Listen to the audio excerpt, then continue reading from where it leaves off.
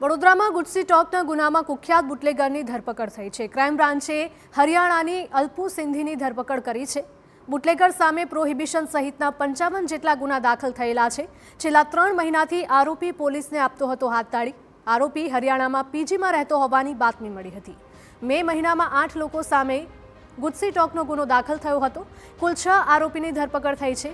2 આરોપી હજુ પણ પોલીસ પકડથી દૂર છે, જેમની શોધખોળ ચાલુ છે।